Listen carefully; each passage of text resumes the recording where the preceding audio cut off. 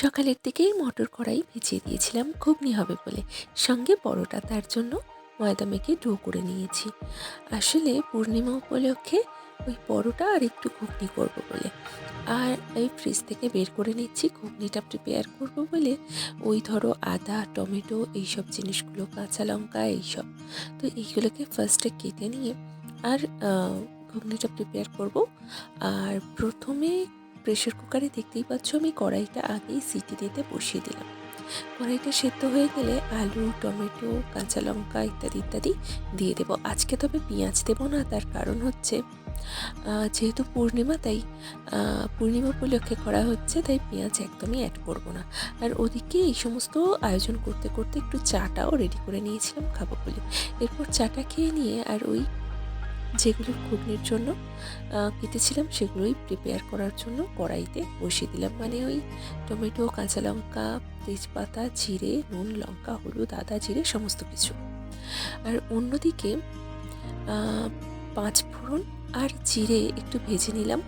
ওটা ওই ব্যালন পিড়েতেই আর কি গুঁড়ো করে নেব মশলা হিসাবে ব্যবহার করার জন্য। এর সঙ্গে শুকনো লঙ্কাও ভাজলে খুব ভালো হয়, তবে বেশি ঝাল দেবো না, কারণ তাতাই খাবে, সেই কারণে শুধু জিরে আর পাঁচ ফোড়নই আমি ভেজে আর গুঁড়ো করে নিলাম।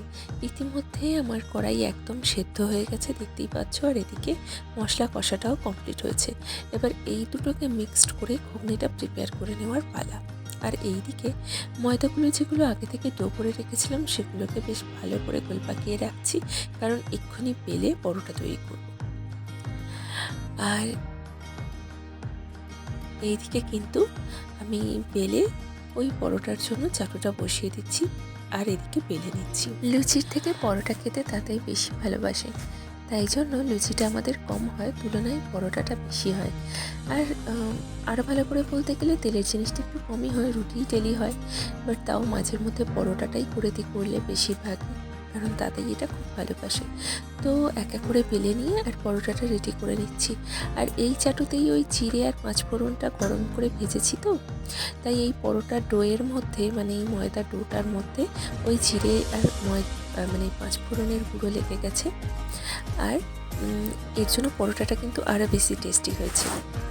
আর ওইদিকে ঘুগনিটা একটুখানি বাকি ছিল, সেটাও কমপ্লিট করে নিলাম। ওপর দিয়ে ধনেপাতা আর ওই মশলাটা ছড়িয়ে একদমই রেডি করে নিলাম। এরপর তাতাইয়ের জন্য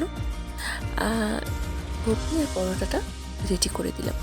শুধু তাতাই না, তাতাইয়ের বন্ধুও আছে, দুজনকেই পরোটাটা দিয়ে দিলাম। আর দুজনে ওই কম্পিউটার দেখতে দেখতে এনজয় করছে আর খাচ্ছে কম, কম্পিউটার দেখছে বেশি। দুজনে মিলে বিছানায় বসে গল্প করতে করতে আর ওদের পছন্দ মতো কার্টুন দেখতে দেখতে বেশ খেয়ে নিচ্ছে।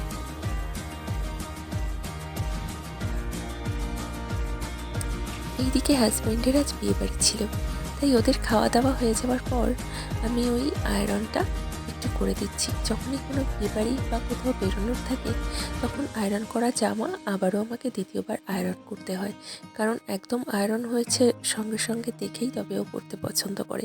এসব কাজগুলো কমপ্লিট করে নেওয়ার পর কিছুটা খেসার কড়াই পড়েছিল, ওগুলোকে ছাড়িয়ে নিচ্ছিলাম তেল কড়াই করব বলে। আলু, কাঁচা লঙ্কা দিয়ে তেল কড়াই করতে মুড়ি দিয়ে খেতে বেশ ভালো লাগে, তাই ওটাকে ছাড়িয়ে নিলাম। আর এইদিকে রান্নাঘরে অনেক লঙ্কা জমেছিল, তাই বোটা ছাড়িয়ে রাখলে লঙ্কা ভালো থাকে, সেই কারণে বোটা ছাড়িয়ে নিলাম আর কন্টেনারের মধ্যে পুরে ফ্রিজে রেখে দিলাম।